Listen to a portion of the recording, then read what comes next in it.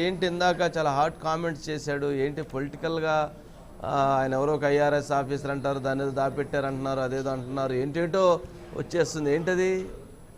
అంటే మహారాష్ట్ర నుంచి ఒక సాఫ్ట్వేర్ ఉద్యోగానికి రాజీనామా చేసి బీఆర్ఎస్లో చేరాడు కేసీఆర్ సమక్షంలో అని.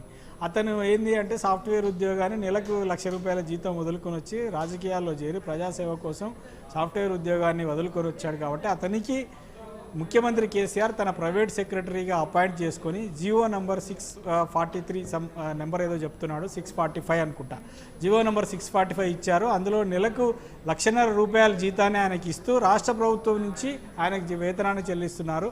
ఒక రాజకీయ పార్టీ కోసం నియమించుకున్న వ్యక్తిని రాష్ట్ర ప్రభుత్వం తరఫున కేసీఆర్కు పర్సనల్ అసిస్టెంట్గా పెట్టుకోవడం, పర్సనల్ సెక్రటరీగా పెట్టుకొని ₹1,00,000 జీతం ఇవ్వడం ఎంతవరకు సమంజసము అన్నది రేవంత్ రెడ్డి లేవనెత్తినటువంటి అంశం. మరి అంటే బీఆర్ఎస్ పేరుతో కేసీఆర్ ఏం చేస్తున్నాడో అనే దానికి ఇది ఒక నిదర్శనం.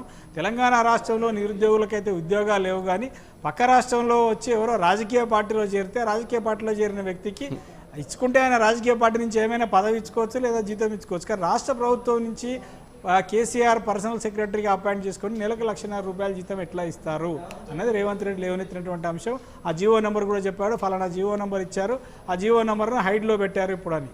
మరి దీనిపైన రాష్ట్ర ప్రభుత్వం స్పందించాలి.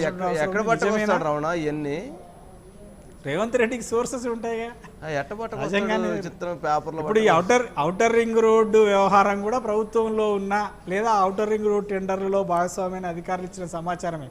రేవంత్ రెడ్డికి ఆ సోర్స్ మెయింటైన్ చేస్తాడు. అట్లా ఆయన ప్రతిపక్షంలో ఉన్న అధికార పార్టీలో లేదా ప్రభుత్వంలో ఆయన కొన్ని సోర్సులు ఉంటాయి, మొత్తానికి ఆధారాలు పట్టుకొస్తాడు. ఎందుకంటే హైడ్లో పెట్టిన జీవో, ఆ జీవోలో ఇచ్చిన ఆర్డరు, అందులో పొందుపరిచిన, అందులో మెన్షన్ చేసిన వేతనం ₹1,50,000 జీతం, ఇవన్నీ ఎట్లా తెలిసాయి అంటే అది హైడ్లో పెట్టి ముఖ్యమంత్రి గారు ఒకరిని అపాయింట్ చేసుకోకూడదా?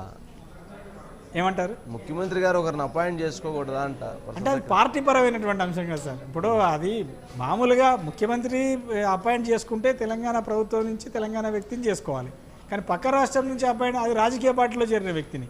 పోనీ ఇప్పుడు ఢిల్లీలో ముఖ్యమంత్రి కోసం ఒక సెక్రటరీనో ఒక పిఏనో ఒక పిఆర్ఓనో పెట్టుకుంటే ఓకే ప్రభుత్వం తరపున. మరి రాజకీయ పార్టీ కండగా ఒప్పుకున్న వ్యక్తికి రాష్ట్ర ప్రభుత్వం నుంచి ఆర్డర్ ఇచ్చి రాష్ట్ర ప్రభుత్వం నుంచి నెలకు ₹1,00,000 జీతం ఎట్లా ఇస్తారు? అంటే అది తప్పు కదా. అదే అని రేవంత్ రెడ్డి లేవనెత్తిన అంశం. పార్టీ కండగా కప్పుకున్న తర్వాత ఆయనకి గవర్నమెంట్లోకి అవసరం అని చెప్పి ఆయన